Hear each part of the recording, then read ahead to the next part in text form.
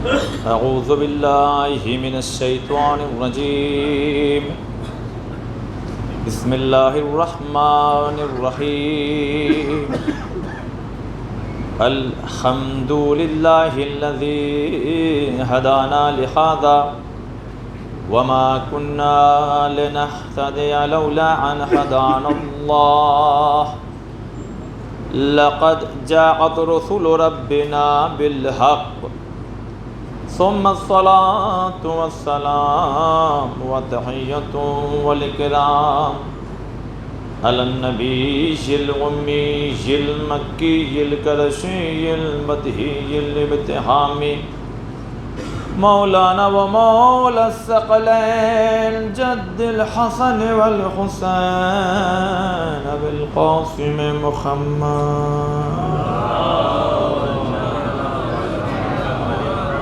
وآله الطيبين الطاهرين المعصومين المظلومين المنتجبين المنتخبين أما بعد فقد قال سبحانه وتعالى في كتابه المجيد وقوله الحق بسم الله الرحمن الرحيم وجاهدوا في الله حق جهاده صلى الله عليه محمد وعلى محمد.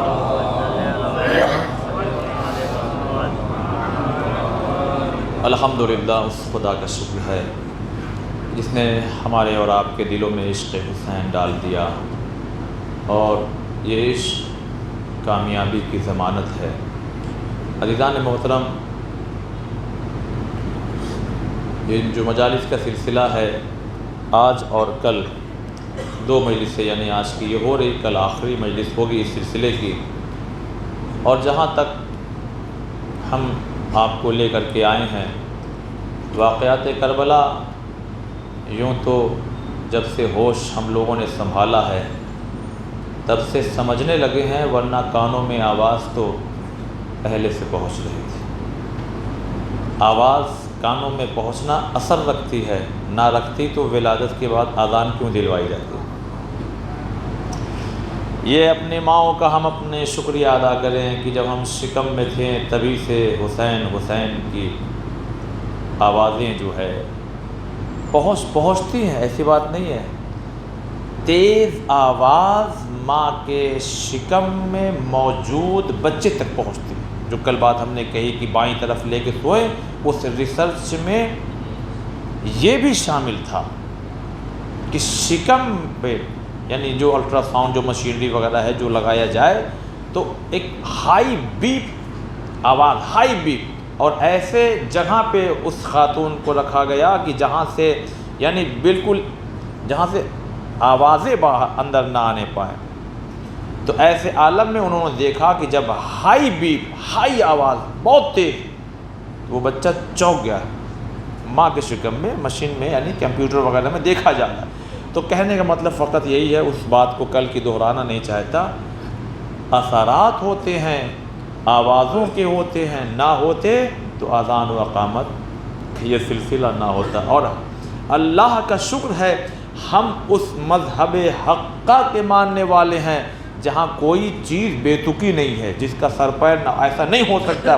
اپنے آپ میں یہ بہت اہم چیز ہے عزیزان محترم کہ آواز کا اثر ہوتا ہے۔ بس اپنی ماؤں کا ہم شکریہ ادا کریں کہ انہوں نے آغوش میں لے کر کے، اور بلکہ اس کے پہلے مرحلے پہ اگر چلا جائے، ہم شکم میں تھے اور ہم تک حسین حسین کی آوازیں پہنچاتے۔ صلوات پڑھیں محمد وعلى محمد۔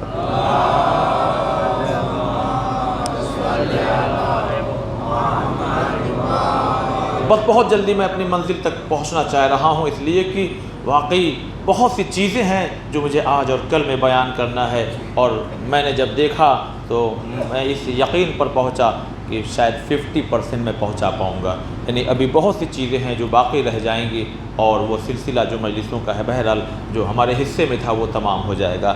ایک بات بس آپ کی خدمت میں گزارش کرنا چاہتا ہوں، یہ جو مائیں اپنے بچوں کو لے کر کے یہاں وہاں ادھر ادھر جاتی ہیں، ماں ہم سے زیادہ محبت کرتی ہے یا وقت کا امام کرتا ہے؟ بتائیے، ماں ہم سے زیادہ محبت کرتی ہے یا وقت کا امام ہم سے زیادہ محبت کرتا ہے؟ ہر حسینی کا کیا ہوگا جواب؟ ماں سے زیادہ ہم سے امام محبت کرتے ہیں۔ باخدا امام محبت کرتے ہیں. کہا ہے مولا نے ہم تم سے محبت اتنی کرتے ہیں نا کہ تمہیں تو خبر بھی نہیں ہے کہ جب تم گناہ کر لیتے ہو اور جب مجھے خبر ملتی ہے تو میں تمہارے لیے مغفرت کی دعا کرتا ہوں. آج ذرا سا یہ 5-7 منٹ میں لینا چاہوں گا، جو کہ میں ہر کہیں بھی مجلس پڑھتا ہوں، یہ 5-7 منٹ ضرور لیتا ہوں، اس کے بعد اپنے موضوع پر آتا ہوں.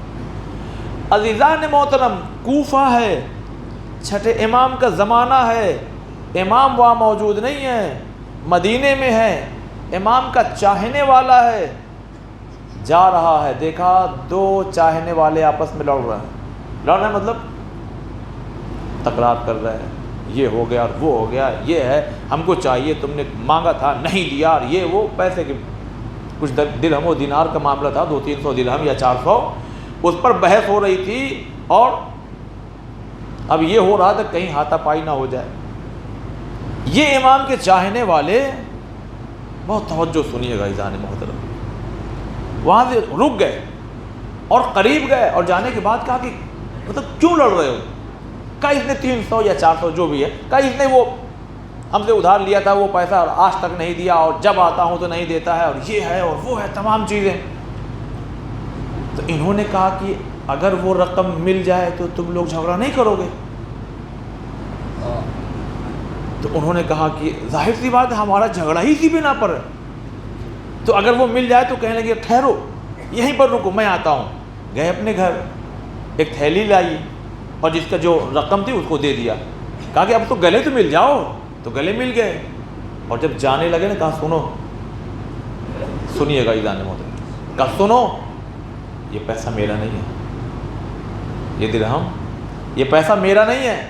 اب یہ سب چونک گئے، تو پھر کس کا ہے؟ کہا یہ ہمارے امام کا ہے.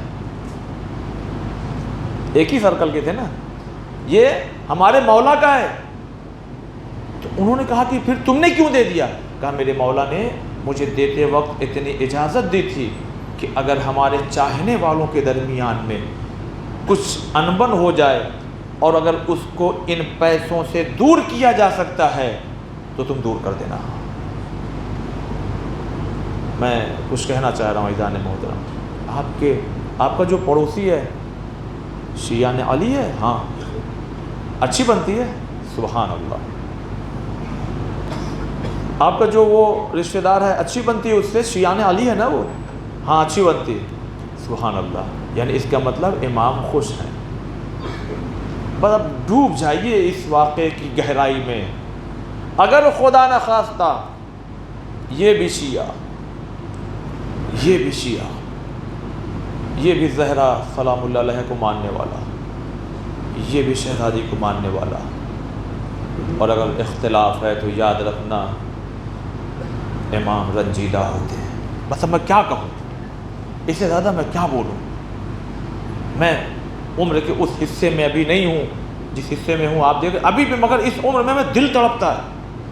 علی کے چاہنے والے، ارے جب مجھ جیسا گنہگار انسان دیکھ کر کے تڑپ جاتا ہے اور دعا کرنے لگا. آپ سے بھی میں کہتا ہوں دعا کریے پروردگارا، کسی بنا پہ پڑوسی میں اختلاف ہو جائے، کسی بنا پہ بھائی میں اختلاف ہو جائے، کسی بنا پہ چچا بھتیجے میں اختلاف ہو جائے، کسی بنا پہ باپ بیٹے میں، اگر کچھ نہیں کر سکتے تو کم سے کم دعا تو کر سکتے ہیں، پروردگارا ان کی محبت واپس پلٹا دے ان کی دلوں میں. کیوں؟ اس لیے کہ مسئلہ یہ نہیں ہے کہ میرا دل دکھ رہا ہے، بات امام تک پہنچتی ہے. اور پھر میں مصائب پہ نہیں ہوں، مگر ایک جملہ میں ضرور کہنا چاہتا ہوں. فرائیڈے دعائے ندبہ میں جب میں گیا جو یہاں ہوتی ہے، اس میں ایک جملہ ہم نے پیش کیا. عزیزان محترم، ہمارا وہ امام، آپ واقع کربلا سن کے روتے ہیں، امام کو دکھایا جاتا ہے. اب ان جملوں کو نہیں پیش کرنا چاہتا ہوں، لیکن بس اتنا اشارہ کر رہا ہوں، امام کو دکھایا جاتا ہے. دیکھو ایڑیاں کوئی لگا ہوگا، بس میں رک رہا ہوں یہاں پہ. لیکن ایک جملہ کہتا ہوں، عزیزوں، جو امام خود خون کے آنسو رو رہا ہے اسے اپنے عمل سے مت رلانا.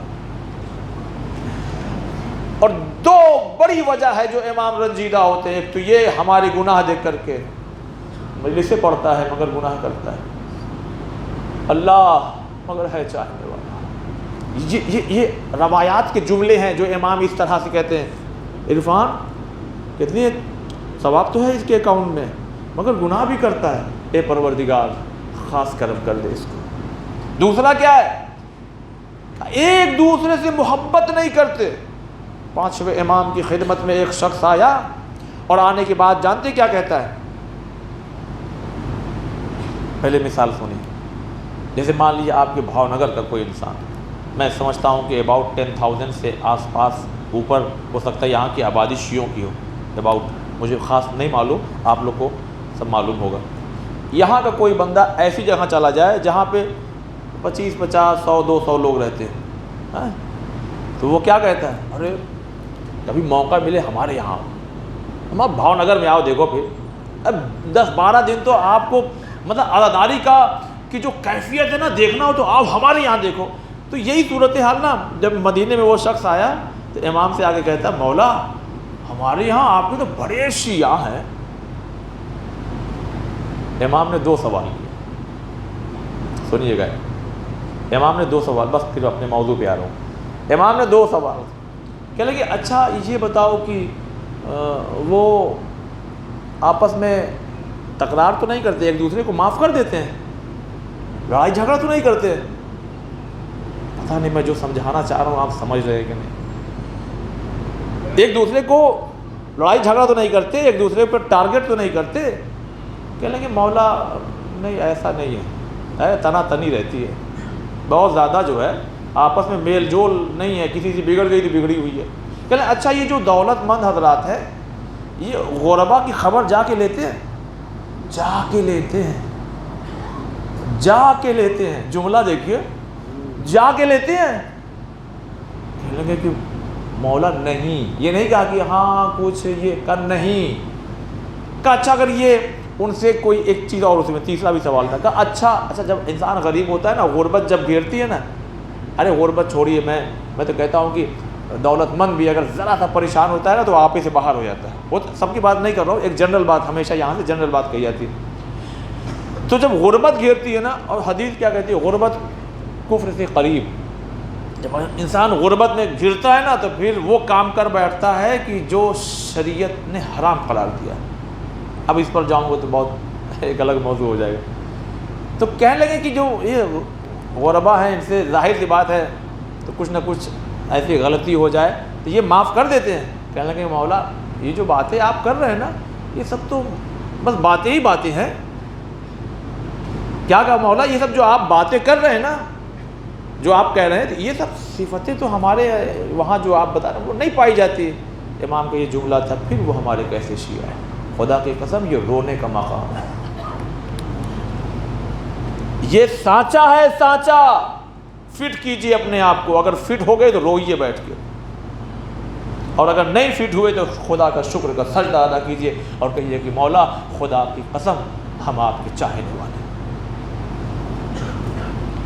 اگر یہ نہیں ہے تو یہ 2 مہینہ 8 دن ایام عزائے فاطمیہ، ماہ مبارک رمضان میں دروس کا سلسلہ، ولادت، شہادت، تمام چیزیں بس ویسے ہی انسان جیسے جم میں جاتا ہے نا، وہ ایک پٹا لگا رہتا ہے جس پر وہ دوڑتا رہتا ہے، بس وہیں کھڑے ہیں وہیں کھڑے ہیں. پچھلے سال 17 محرم کو جہاں کھڑا تھا بندہ آج وہیں کھڑا ہے. یہ لاس ہے، فائدہ نہیں ہے. کم سے کم میں بس آخری بات اس سلسلے کی، کم سے کم اتنا پیدا ہونے لگے آپ کے دل میں نا کہ خالی سن لیں کہ یہ دونوں بھائی، یہ دونوں دوست، یہ دونوں شیعہ آپس میں آج جو ہے وہ جدا ہو گئے. اگر آپ کے دل میں درد ہو تو سمجھ لینا کہ شیعت کے خاص معیار پر باقی ہیں آپ. میں یہ نہیں کہہ رہا ہوں کہ شیعت سے خارج ہو گئے، یہ حق میرا نہیں ہے، یہ اس میں درجات ہوتے ہیں. اگر خوشی ہونے لگے اچھا ہوا، بہت ہوا اچھا، تو سمجھ لیجئے گا کہ آپ بہت زوال پر ہیں. لہذا عزیزان محترم، حسینی کہنا الگ ہے، حسینی ہونا الگ ہے. اے حسین ہم آپ کو چاہتے ہیں یہ کہنا.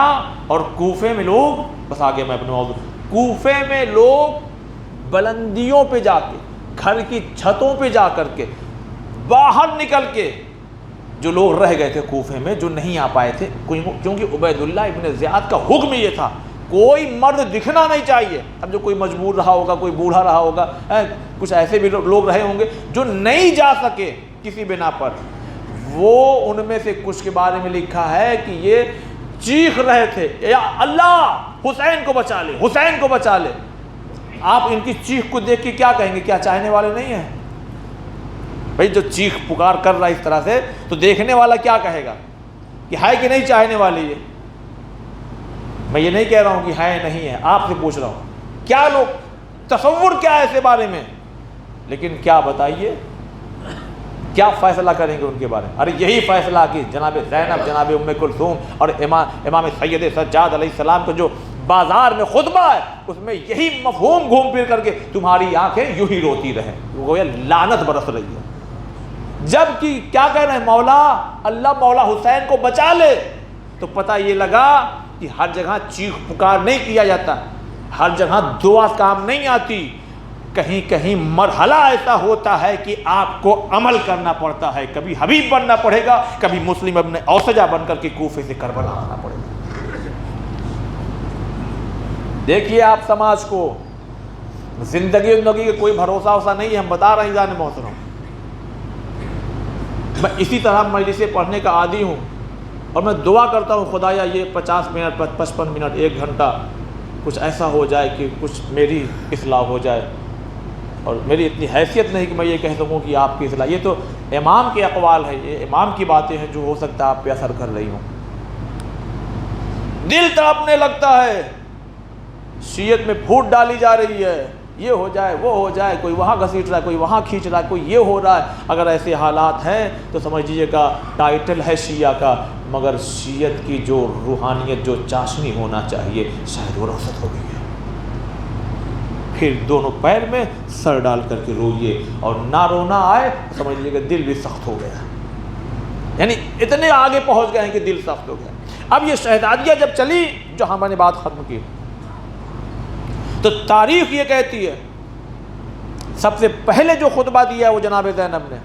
بس ریکیپ کے لحاظ سے بس 2 منٹ پچھلی کل کی باتوں کو, خطبہ شہزادی نے پہلے دیا ہے امام معصوم کے ہوتے ہوئے, کیونکہ ہو سکتا ہے کل کوئی نہ رہا ہو, تو اس کو بس 2 منٹ میں سمجھا دوں. جناب ام کلثوم کا دوسرا خطبہ ہے, تیسرا خطبہ ہے امام سجاد کا, جبکہ 14 معصومین کی فہرست میں امام ہیں. شہزادیاں جلتے ہوئے خیمے میں سجاد سے مسئلہ پوچھ رہی تھیں, اب تو بولنے دیجئے. کہا نہیں, انہوں نے 4 سال ان کی عورتوں نے ہمیں دیکھا ہے, ہم سے درس حاصل کیا ہے. جب کوفے میں ہم رہتے تھے تو 38 ہجری میں نا ولادت ہے نا چوتھے امام کی, اب یہ کوفہ نہیں جانتا, لہذا حکمت کا تقاضا یہ تھا کہ پہلے وہ کلام کریں کہ جن کے اثر, جن کے رسوخ, جن کی باتیں جن کو لوگ پہچانتے ہیں. جب ماحول بنا دیا ہے تب امام سامنے آئے. اب امام نے جو حمد و ثنا کے ساتھ اب جو خطبے کا آغاز کیا ہے, تمہیں لوگوں نے بلایا تھا. اب خدا کی قسم یعنی سب ٹکرا کے لوگ رو رہے تھے جب امام نے خطبہ دیا کہ تم لوگوں نے بلایا اور قتل کر دیا اور یہ کر دیا اور وہ کر دیا. اور پھر امام کہتے ہیں کہ مگر میں ان لوگوں سے کہ جو لوگ میرا ساتھ دیتے ہیں, جو لوگ مجھ پر اعتماد رکھتے ہیں اور جو ہمارے ہیں, میں ان سے راضی رہتا ہوں. اور یہ تمام چیزیں, تو تب تک تقریباً کتاب میں لکھا ہے کہ 100 لوگوں کا گروہ جو ہے یہاں سے وہاں سے, تقریباً وہ 100 لوگوں کی تعداد بتائی جاتی ہے. وہ کھڑا ہو گیا, یا ابن رسول اللہ ہم آپ کے ساتھ میں. دیکھیے گا وہ ماحول دیکھیے, ابھی چاروں طرف سے رونا پیٹنا, یہ وہ شرمندگی سب ہو رہا ہے. اسیران کربلا ہیں, چوتھے امام ہیں, خطبہ دے رہے ہیں, ایک عجیب کیفیت تاری ہے لوگوں پر. اور ظاہر سی بات ہے ہماری کوئی حیثیت نہیں, مگر آپ غور سے سن رہے ہیں. اور جب امام خطبہ دے رہے ہیں, وارث حسین خطبہ دے رہا ہے, حسین جن کا قتل ہوا ہے, یعنی اس لحاظ سے میں کہہ رہا ہوں, ہسٹری سنا رہا ہوں. اب امام خطبہ دے رہے ہیں, ایک عجیب عالم ہے. اب باتیں جو ہے وہ لوگوں تک پہنچ رہی ہے. 100 لوگ کھڑے ہوئے ہیں, آپ حکم دیجئے, بتائیے کیا کرنا آج, ہم آپ کے ساتھ ہیں, بتائیے آپ کو کیا کرنا ہے, بتائیے مولا. 100 لوگ کھڑے ہو گئے. وہیں بہترین موقع تھا, خدا کی قسم سمجھیے گا, بہترین موقع تھا. امام چاہتے کہ 100 لوگ یہ ہیں اور بھی ابھی آ جائیں گے, چلو. لیکن امام وہ ہوتا ہے جو صرف ظاہر کو نہیں باطن کو بھی دیکھتا ہے. اور امام کو جانتے جملہ کیا, یہاں سے کہتے ہیں خاموش ہو جا دھوکے باز. یہی جملے امام کہا خاموش ہو جاؤ دھوکے بازوں, تم ہمارا ساتھ دو گے؟ ارے جب دینا تھا تب تو دیے نہیں, اب تمہاری آنکھیں یوں ہی قیامت تک روتی رہیں. اور جناب زینب کا خطبہ معرفی ہے, ہم وہ ہیں, ہم وہ ہیں, ہم یہ ہیں, وہ ہیں, ہم نے بچایا, ہمارے بابا نے یہ کیا وہ کیا. اور جناب ام کلثوم نے آ کر کے جو لعنتیں برسائی ان کے اوپر, اور پھر وہ چوتھے امام نے اس پہ اور زیادہ. اب حالات ایسے ہیں کہ بھائی جلدی لے چلو, بازار سے گزارو ان کو. اب جب دربار میں انٹری ہو رہی ہے تو تاریخ یہ کہتی ہے کہ عبید اللہ ابن زیاد ایک نشے کی حالت میں کہ آج تو میں جیت گیا. نشہ خالص شراب کا نہیں ہوتا عزیزان محترم, نشہ کئی طرح کا ہوتا ہے. شراب کا تو اتر جاتا ہے, غرور کا پتہ نہیں کہاں جا کے اترے گا. آیا قبر کی مٹی منہ میں گرے گی تب اترے گا یا دنیا میں, نہیں معلوم. نشہ دولت کا کب اترے گا نہیں معلوم. نشہ میں کچھ ہو گیا میری مجلس میں مجمع, یہ نشہ کب اترے گا نہیں معلوم. میں بڑا خوبصورت, یہ نشہ کب اترے گا نہیں معلوم. یہ تو شراب کا معمولی سا نشہ ہے, رات صبح تک اتر جاتا ہے, جو آپ دیکھتے سنتے رہتے ہیں. اب یہ ایک کہ میں تو جیت گیا, خود ہی اپنی پیٹھ تھپ تھپا رہا ہے. اور جیسے ہی دربار میں آیا نا, اس نے دیکھا, دیکھیں خدا دکھاتا ہے کہ جو پلرز اس کے ہیں ہے نا, جو دربار کی جو دیواریں, اس سے خون بہنے لگا.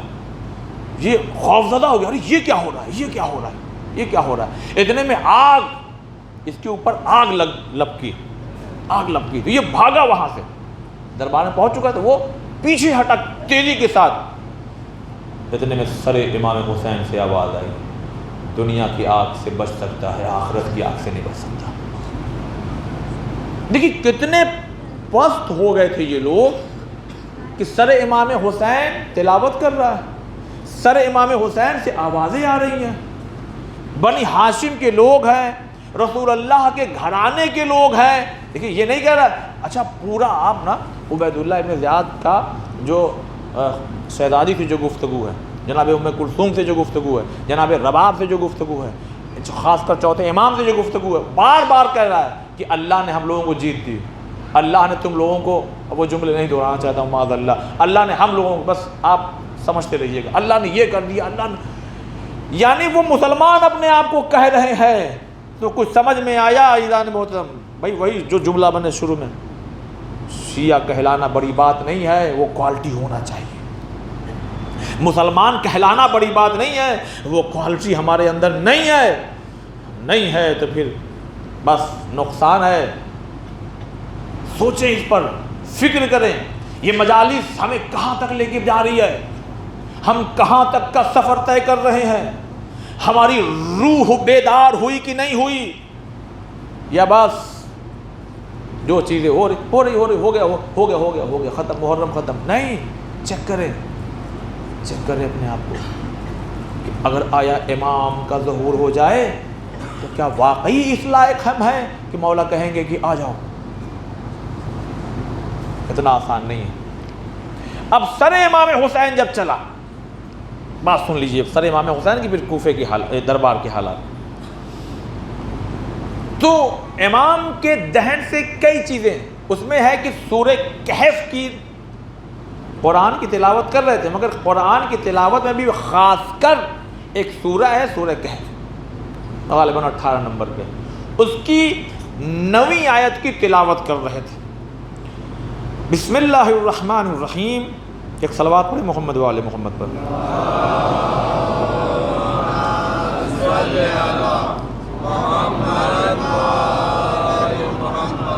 کون سا سورہ؟ کہف. ہسٹری معلوم ہے نا, اس ہسٹری کو دہراؤں گا تو اس پہ, یعنی واقعی وہ بہت دلچسپ ہسٹری ہے. لیکن چونکہ آپ لوگوں نے کہیں نہ کہیں سنا ہوگا, نہیں سنا ہوگا تو اپنے, میں نوجوان بھائیوں سے کہتا ہوں جاؤ یوٹیوب پہ چیک کرو, ہے سب چیزیں اویلیبل ہیں. 9ویں آیت کی بار بار تلاوت کر رہے تھے. یوں تو لا حول ولا قوت, یہ اور بھی بہت سی چیزیں, لیکن خاص اس آیت کی تلاوت کوفے میں بھی سنائی دی, شام میں بھی جب یہ سر پہنچا تو وہ آیت کیا ہے؟ بسم اللہ الرحمن الرحیم. ام حسبت ان اصحاب الکہف والرقیم کانوا من آیاتنا عجبا، کیا تمہارا خیال یہ ہے کہ کہف و رقیم وہ بستی جہاں سورہ یہ جو کہف والے 7 لوگ جا رہے تھے، یہ تمام لوگ ہماری نشانیوں میں سے کوئی تعجب خیز نشانی نہیں تھے؟ کیا یہ نشانی نہیں ہے؟ اور عزیزان محترم، علماء نے اس کی وجوہات بیان کی ہے.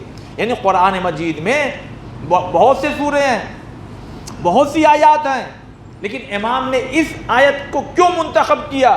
تو علماء اس کی کئی وجوہات بیان کرتے ہیں. کہتے ہیں پہلی بات تو یہ کہ توحید کے خلاف اگر کوئی بولے گا تو جیسے اصحاب کہف نکل کر کے آ گئے تھے، دیکھو آج ہم بھی آ گئے ہیں،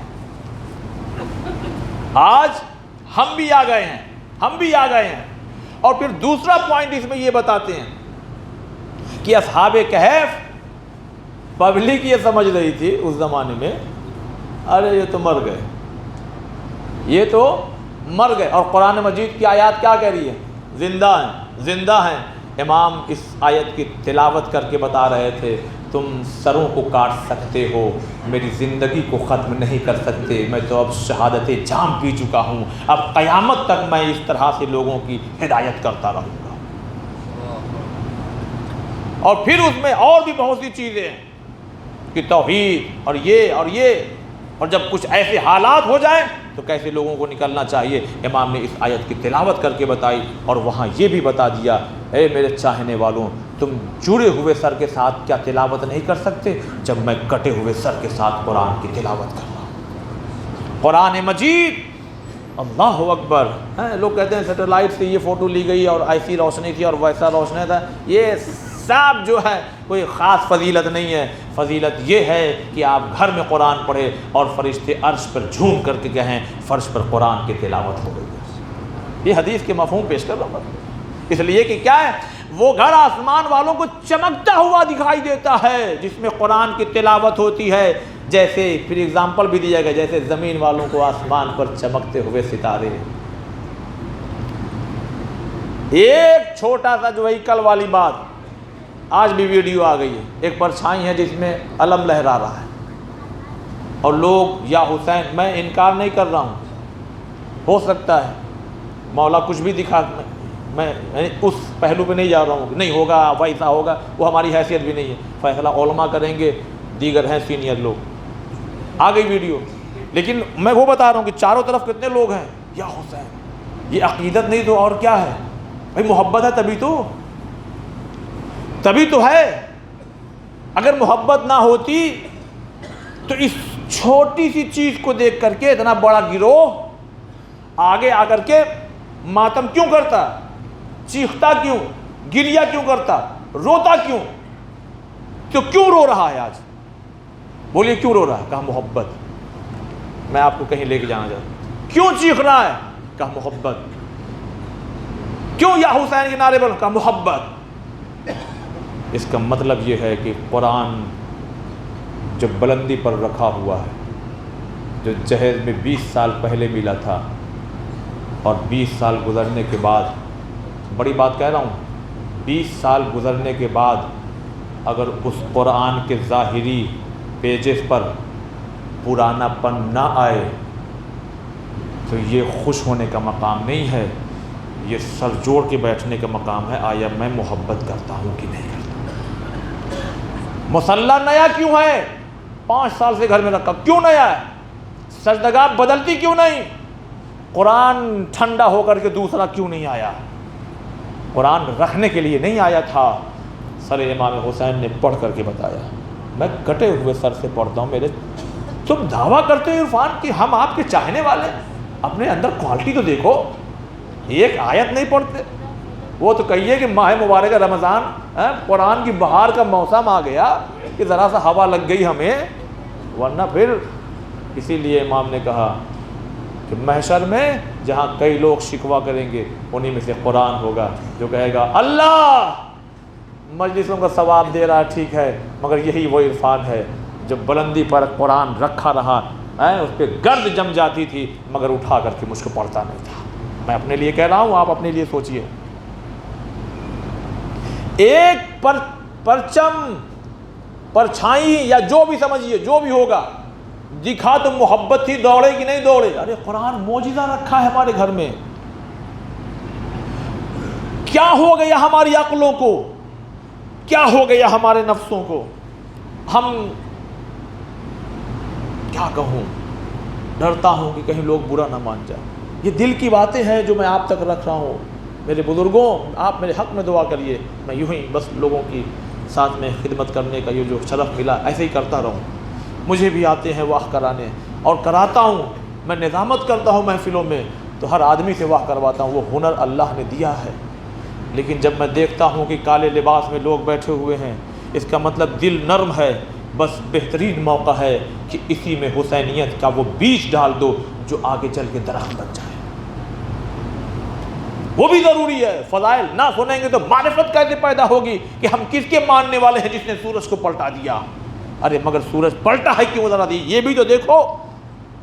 اگر نماز نہیں پڑھتے ہیں اور سورج پلٹنے پہ واہ کرتے ہیں تو یہ پھر سوچنے کا مقام ہے، یعنی ابھی سطح پر پہنچے ہو، ڈوبو تاکہ وہاں سے فضائل کے موتی لے کر کے باہر آؤ۔ کہاں سے آئے گا؟ اب یہ قافلہ سر امام حسین سب سے آگے اور سب سے بلند نیزہ، اور آگے آگے چل رہا ہے، دربار میں داخل ہوا۔ ابن زیاد خون اور آگ سے بچا، سر امام حسین نے کہا بچ جا، یہ دنیا ہے مگر آخرت میں تیرا وہ فیصلہ ہوگا کہ لوگ دیکھیں گے۔ اب جب آ گئے دربار میں، اب یہاں ذرا سا متوجہ ہو جائیے اور زیادہ۔ بیویاں ہیں دربار میں، سید سجاد، ہتھکڑی، بیڑی، وہ تمام کیفیت جو آپ سنتے ہیں، میں ان چیزوں کو بہت زیادہ نہیں دہرا رہا ہوں تاکہ میں زیادہ چیزیں بیان کر سکوں۔ اب ابن زیاد جو ہے، عبید اللہ ابن زیاد، وہ نشے میں چور ہے۔ نشے میں مطلب میں آج تو یزید نے جس مقصد کے تحت مجھے بصرہ کے گورنری کے ساتھ ساتھ کوفے کی گورنری دی، آج میں اس مقصد کو حاصل کر لیا۔ اور یوں دیکھتا ہے اور دیکھتا ہے، ظاہر سی بات جناب زینب ہیں، تو جناب زینب کو کنیزوں نے اور دیگر خواتین نے گھیر کے رکھا تھا۔ کہتا وہ عورت کون ہے؟ ظاہر سی بات ہے کہ بھائی وہ دیکھ رہا کہ ایک سینٹر میں عورت ہے اور اس کو سب نے گھیر کے رکھا ہے۔ وہ یا کنیزیں جانتی تھیں کہ یہ کون سی شہزادیاں ہیں، چادر چھن گئی تو کم سے کم ہم اپنے ذریعے تو پردہ بنا دیں۔ عبید اللہ ابن زیاد کہتا ہے یہ کون عورت ہے؟ کسی نے کوئی جواب نہیں دیا۔ دوسری بار کہا کڑک آواز میں، کون ہے یہ عورت؟ کوئی جواب نہیں آیا۔ تیسری بار جب اس نے گرج کر کے کہا تو کسی کنیز نے کہا کہ یہ زینب بنت فاطمہ بنت رسول اللہ ہے۔ آپ دیکھیے جملہ دیکھیے، زینب بنت علی بھی کہہ سکتی تھی، علی بھی آشنا تھے، ایسی نہیں ہے مولا علی کے لوگ جانتے تھے، لیکن دلوں کو جھکجھوڑا جا رہا تھا تو پوچھتا ہے کون ہے؟ یہ فاطمہ کی بیٹی ہے۔ کون فاطمہ؟ رسول اللہ کی بیٹی ہے۔ تو کہہ رہے نا بار بار خدا نے عزت دی، خدا نے عزت دی، تو اسی خدا نے رسول کو بھیجا، اسی رسول کی بیٹی فاطمہ اسی کی بیٹی ہے۔ مگر وہی ہے کہ جب دل سخت ہو چکا ہو تو پھر اثرات کچھ نہیں ہوتے، تو پھر امام حسین بھی خطبہ دیتے ہیں تو سمجھ میں نہیں آتا ہے، اتنا جب دل سخت ہو جاتا ہے۔ اب وہاں پہ عبید اللہ ابن زیاد نے کہا دیکھا اللہ نے ہمیں کتنی عزت دی اور تم لوگوں کو کتنا۔ اب وہ جملے نہیں پھر دہرانا چاہتا ہوں، بس جیسے ہی یہ کہا اب جناب زینب نے للکارا وہی دربار میں کہ خاموش ہو جا، خاموش ہو جا۔ میرے بھائی کو جو عزت ملی ہے وہ شہادت کا جام پی کر کے اب ہمیشہ کے لیے زندہ و جاوید ہو چکے ہیں، یہ ساری جو خرابیاں ہے وہ تیرے حصے میں آئی۔ یہ کہنا ہمارا آسان ہے، آپ کا سننا آسان ہے، جہاں دربار لگا ہو، جہاں ایسا منحوس شخص بیٹھا ہوا ہو کہ جس کے ایک اشارے پر سر و تن میں جدائی ہو جائے، جس کی وجہ سے کربلا میں نہ جانے کتنے لوگ شہید کر دیے گئے، جہاں پہ خوف کا عالم ہے۔ یہ وہی کوفہ ہے کہ جہاں پہ عورتیں نکل کے اپنے مردوں کو گھسیٹ کر کے لے کے چلی گئی اور مسلم کا ساتھ چھوڑوا دیا۔ یہ وہی کوفہ ہے جہاں خوف کا عالم ہے، جہاں ہانی ابن عروہ کی لاش کوفے میں پھیلائی جا رہی ہے، یہ وہی کوفہ ہے۔ لیکن ایسے عالم میں بھی علی کی شیر دل بیٹی نے حیدر کرزار کے لہجے میں جب جواب دیا ہے تو سناٹا چھا گیا۔ لیکن چونکہ ظاہر سی بات ہے، وہی جو ہم لوگ کی طرف مثال ہے یہاں بھی مشہور ہوگی کہ کھسیانی بلی کھمبا نوچے، ایک دم کچھ بول نہیں سکا۔ کیا بولے بتائیے، کیا کہے گی؟ رسول اللہ کے بارے میں کچھ کہے، شہزادی کے بارے میں کچھ کہے، صدیقہ طاہرہ کیا کہے وہ؟ تو ایک دم جھجلا کے کہتا ارے اس کو قتل کر دو، قتل کرو اس کو. تو وہیں پاس میں جو اس کے وزیر لوگ تھے انہوں نے کہا ارے امیر یہ کیا کر رہے ہیں آپ؟ کہا کیا ہوا؟ کہا لوگ کیا کہیں گے. ایک عورت بول رہی تھی، ان کو غصہ آ گیا، صبر کیجئے صبر کیجئے صبر کیجئے صبر کیجئے. اس نے کہا اچھا ٹھیک ہے چھوڑ دو.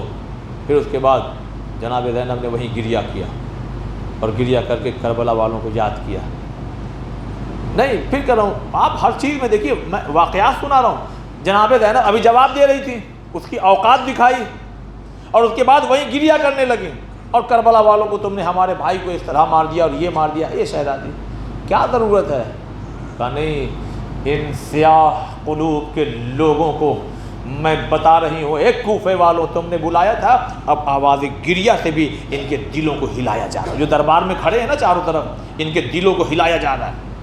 اب اس کے بعد تاریخ یہ کہتی ہے کہ کہا کہ یہ کون ہے؟ اچھا تو کسی نے کہا کہ یہ علی ابن حسین ہے.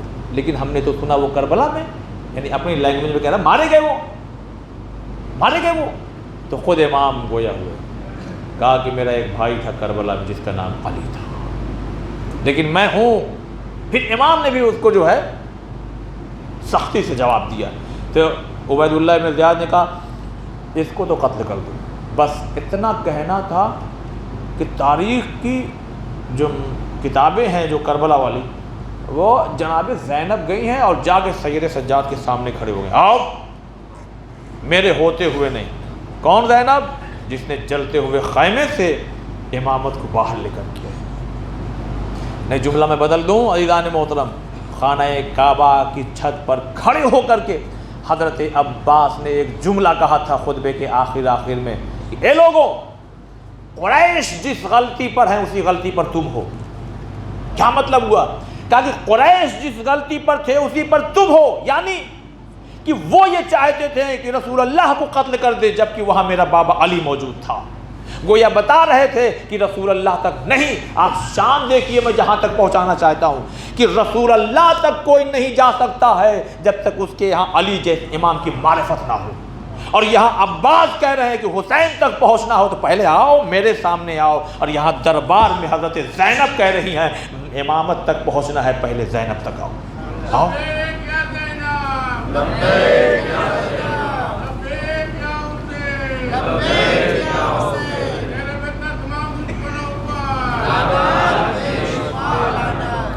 عزیزان محترم، کون سا گھرانہ یہ ہے؟ یہ کون سی ہستیاں ہیں؟ جا کر کے سامنے کر نہیں، پہلے آؤ میری جان لو، مجھے مارو. تو پھر وہی معاملہ آیا عورت والا. دیکھیے سب حکمت ہے.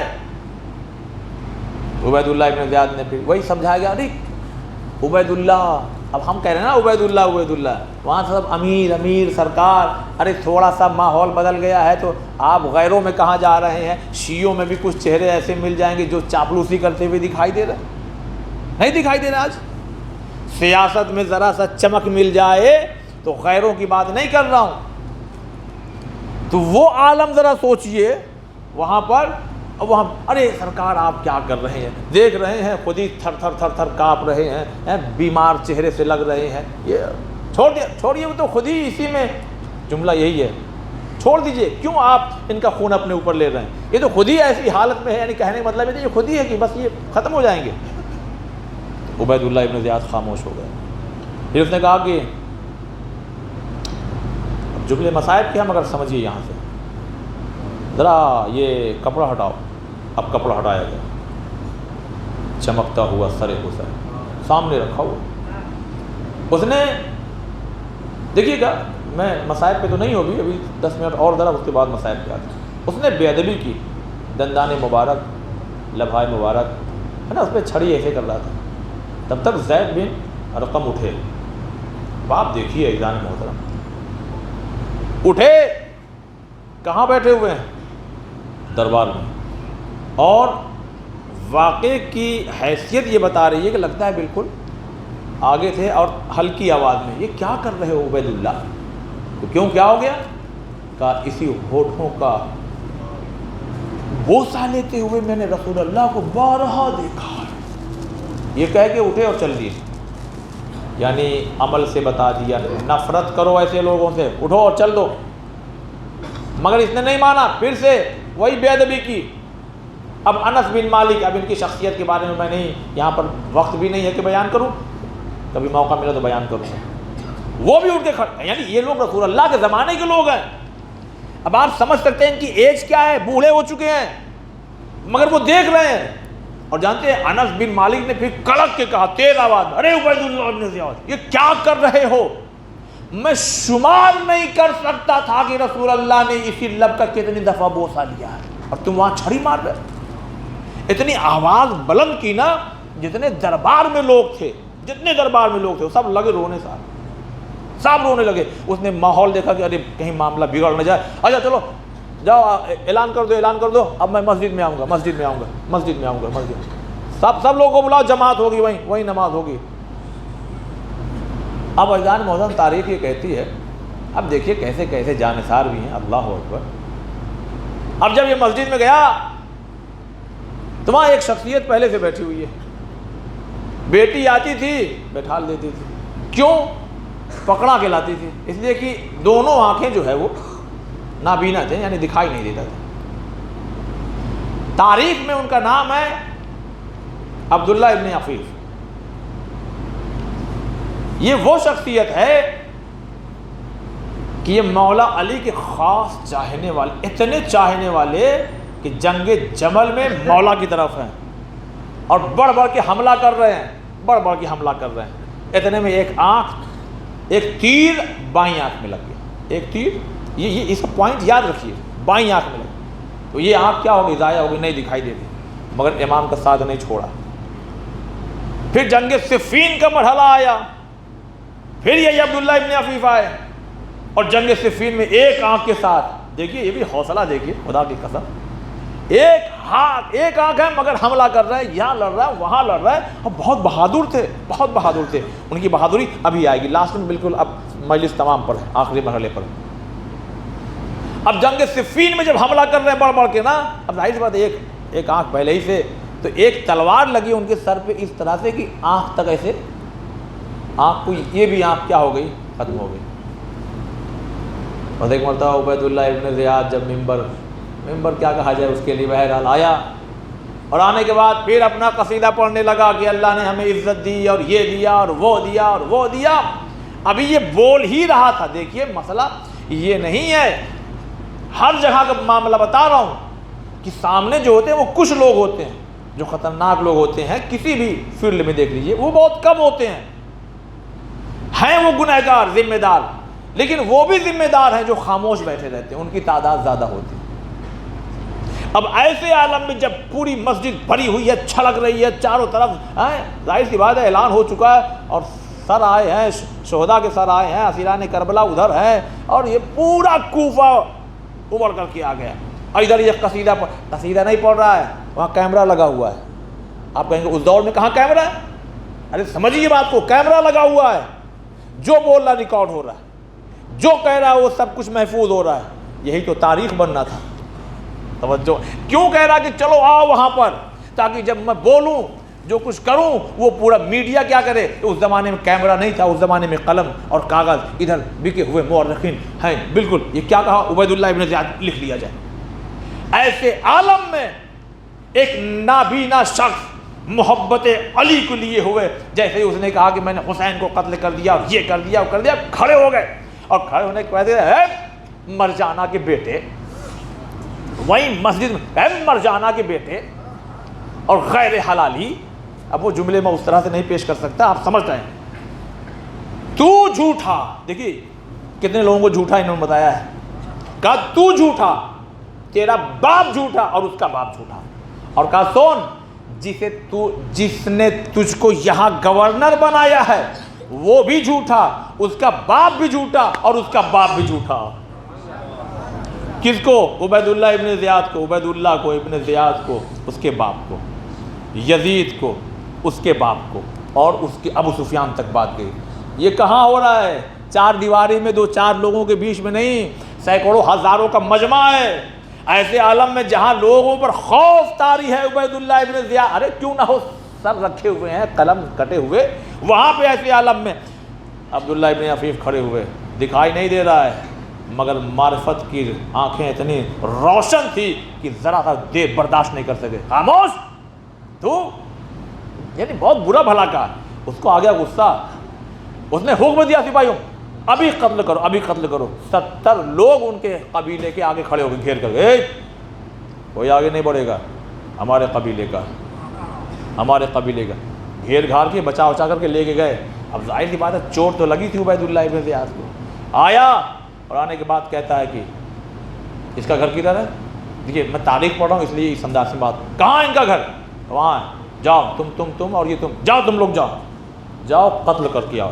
آنا نہیں بنا قتل کیا. اب یہ لوگ گئے گھر میں کود گئے. اور یہ کیا کہہ رہے ہیں؟ اللہ نے عزت دی ہے. ایسے مسلمان تھے، ایسے مسلمان. گھر میں داخل ہو گئے تو بیٹی موجود تھی. بیٹی نے کہا بابا دشمن آ گئے. کہا بیٹا بس تم بتاتے رہنا کون دشمن کدھر ہے. بیٹی دور سے چیخ رہی تھی بابا بائیں طرف حملہ کیجیے تو بائیں طرف حملہ کرتے تھے. بابا دائیں طرف حملہ کیجیے تو دائیں طرف حملہ کرتے تھے. بابا پیچھے سے ہوشیار ہو جائیے تو پیچھے حملہ. ایسے ہوتے ہیں علی کے عاشق کی آنکھ سے نہ بھی دکھے تو اتنے بہادر. اب سوچئے جمل میں کیسا حملہ ہو رہا ہوگا. صلوات پڑھے محمد والے محمد.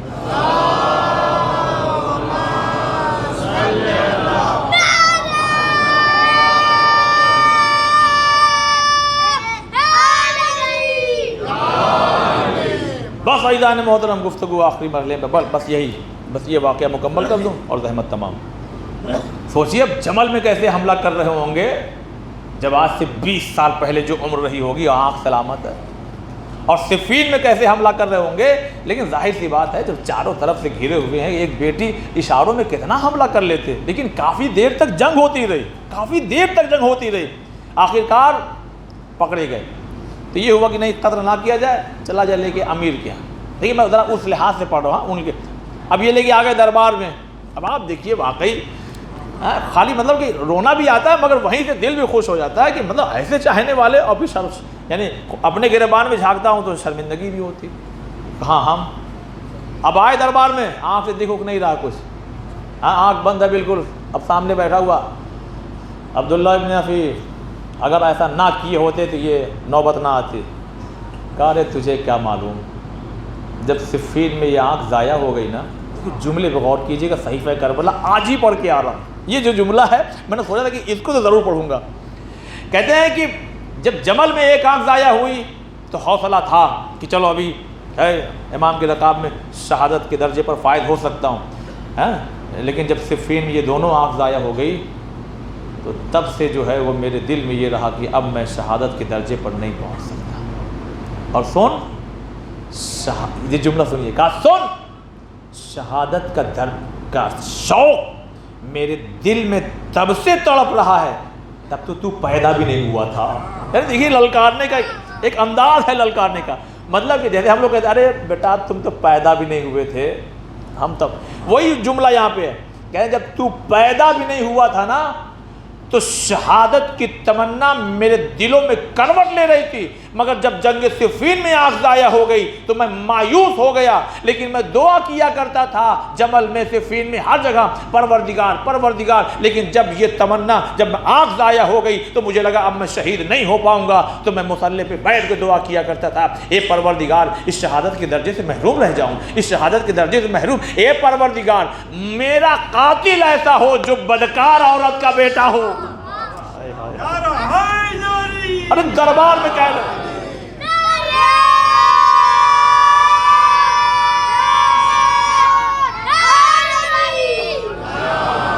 حاکم سامنے بیٹھا ہوا ہے. یہ کہاں سے جوش آیا؟ یہ کربلا امام علی کا بدکار کے بیٹے مرجانہ کے لڑکے تو مجھے موت سے ڈراتا ہے. ارے میں اسی کی دعا کر رہا تھا. اب اتنا اس کا وہ اب ظاہر سی بات جب اتنا بول دیا للکار دیا قتل کر دو ان کو، سر و تن میں جدائی کر دو. علی کا شیر وہیں شہید ہو گیا. خدا کی قسم عشق علی میں ڈوبیے اور پھر جو حاجت جائز مانگیے تو وہ مراد پوری ہوگی چاہے زندگی کے آخری لمحے میں کیوں نہ ہو. شہادت کے درجے پر فائز ہو گئے اور ہو گئے. آج دیکھیے نعرے لگ رہے ہیں، آج دیکھیے درود پڑھے جا رہے ہیں. کس پر؟ وہی امام کے عاشق پر اور بدن کو سولی پہ چڑھا دیا گیا تاکہ ذرا لوگ دیکھیں تو خوف طاری ہو جائے۔ بس وقت تمام ہو گیا عزیزان محترم۔ آخر کل لاسٹ مجلس ہے اس سلسلے کی، موضوع نہیں ختم ہوا ہے، موضوع تو ابھی بہت، ابھی تو ہم کوفے میں ہیں، ابھی تو تکریت ہے، حلب ہے، اور 18-19 منزلیں ہیں، تب جا کر کے یہ قافلہ کہیں شام پہنچے گا۔ 18-19 منزلیں ہیں تب کہیں جا کر کے یہ قافلہ کہاں پہنچے گا؟ شام میں پہنچے گا۔ بس مصائب کے چند جملے، اس لیے کہ آج زیادہ شاید وقت ہم نے لے لیا۔ عزیزان محترم، یہی کوفہ ہے۔ ایک شخص آتا ہے جو تجارت پر گیا ہوا تھا، اور جب آیا دیکھا سناٹا، مرد نہیں دکھائی دے رہے ہیں، یا تو بچے ہیں یا کہیں کہیں عورتیں دکھائی دے رہی ہیں۔ بس جب اپنے گھر میں گیا نا تو فوراً سوال ہوا، اے بیٹا یہ کوفے کے مردوں کو کیا ہو گیا، کوئی حملہ کر دیا جائے؟ تو بیٹی نے کہا نہیں بابا، کسی نے حملہ نہیں کیا، کسی خارجی نے خروج کیا ہے، لہذا عبید اللہ کا حکم یہ ہے کہ کوئی کوفے میں نہ رہے، جائے جنگ کرنے کے لیے۔ بابا آپ بھی چلے جائیے، ورنہ کسی نے اگر مخبری کر دی تو کہیں آپ کو گرفتار نہ کر دیا جائے اور قید خانے میں نہ ڈال دیا جائے۔ بس ایک مرتبہ کہتا آرام بھی نہیں کر پایا، فوراً اپنے گھوڑے کو دوڑاتا ہوا میں چاہا کہ باہر نکلوں، تب تک بیٹی نے پیچھے سے آواز دی، کہا بابا جو لوگ جنگ پہ جاتے ہیں تو مال غنیمت میں کچھ نہ کچھ لے کر کے آتے ہیں، آپ تجارت سے آئے، آپ نقصان میں رہے، لیکن بابا اگر آپ اب جا رہے ہیں تو دیکھیے کہیں اگر انگوٹھی مل جائے تو میرے لیے لیتے آئیے۔ اب تاریخ یہ کہتی ہے کہ ایک مرتبہ اپنے گھوڑے کو دوڑاتا ہوا جب آیا ہے کربلا میں نا، اب سوچے کتنی تیزی کے ساتھ آیا ہوگا کہ کہیں ایسا نہ ہو کہ مال سب بٹ جائے اور لوگ لوٹ کر لے کے چلے جائیں۔ بس ایک مرتبہ جب آیا ہے تو لکھا ہے کہ عصر عاشور کا ہنگام تھا۔ کہتا ہے کہ میں نے دیکھا کہ ایک بوڑھا شخص ہے جو زخموں سے چور چور اپنے گھوڑے پر کبھی داہنے کبھی بائیں، کبھی داہنے کبھی بائیں، اور میں دیکھ رہا ہوں کہ کوئی بڑھ کے نیزے سے انی مار رہا ہے، کوئی پتھر مار رہا ہے، اور کوئی اٹھا کر کے ذرات کو مار رہا ہے، جس کے پاس جو ہے وہ مار رہا ہے۔ بس میں نے بھی چاہا کہ خارجی ہے لاؤ میں بھی کچھ ماروں گا تو مجھے بھی کچھ انعام مل جائے گا، اس لیے کہ میری بیٹی نے کہا ہے کہ تلوار کے وزن کے برابر سونا دیا جائے گا۔ بس یہ سوچ کے میں آگے بڑھا، جیسے ہی آگے بڑھا تو اس شخص نے مجھے کہا عبداللہ، میرے باپ کے ساتھ میرا نام لیا۔ میں چونک گیا، ارے ایسے عالم میں یہ کون سا شخص ہے؟ اب جو میں نے غور سے دیکھا تو دیکھا پیشانی پہ سجدوں کے نشان ہے، چہرے سے نور ساطع ہو رہا ہے۔ بس ایک مرتبہ میں نے اپنی وہی ٹوٹی ہوئی تلوار کو روک لیا، اور روک کر کے ایک جملہ میں نے کہا، آپ کون ہیں ذرا بتائیں گے صحیح؟ بس ایک مرتبہ ایک جواب دیا، کہ بلاتا بھی ہے پہچانتا بھی نہیں ہے۔ بلاتا بھی ہے، یعنی خط لکھے گئے تھے نا کوفے سے، کہا بلاتا بھی ہے پہچانتا بھی نہیں ہے۔ کہا نہیں میں نہیں پہچان رہا ہوں۔ کہا میں حسین ابن علی ہوں۔ اٹھی ہوئی تلوار ہاتھ کانپنے لگا۔ کہا مولا اب جب تک میں زندہ ہوں ایک تیر آپ تک نہیں آئے گا، ایک نیزہ ایک تلوار۔ پر ایک بار امام نے کہا نہیں تو پلٹ جا، تیرا نام شہداء میں نہیں ہے۔ کہا مولا ہمیں اجازت دیجئے، میں آپ کی یہی اپنی جان قربان کرنا چاہتا۔ کہا نہیں پلٹ جا، اور سن اتنا دور نکل جا کہ میرے حلمین کی آواز تیرے کانوں سے نہ ٹکرائے۔ بس ایک مرتبہ امام کا حکم تھا، لہذا اپنے گھوڑے کو پلٹایا، اور جیسے ہی چاہتا ہے کہ آگے بڑھوں، آخری جملہ ہوگا گریہ کر لیجئے گا، چاہتا آگے بڑھوں، امام نے کہا ارے ذرا سن تو صحیح ادھر آ جا۔ خوش ہو گیا کہ امام نے لگ رہا پھر سے بلا لیا، شہادت کا درجہ مل جائے گا۔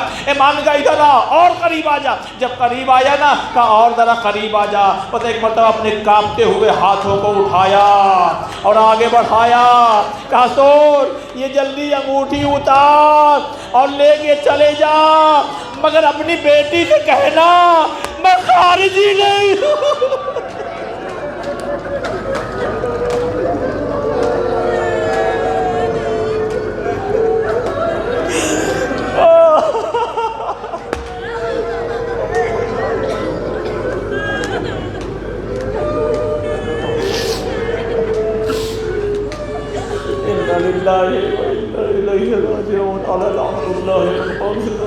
خدایا ہماری اس مختصر سی عبادت کو قبول فرما، پریشان حال کی پریشانی کو دور فرما۔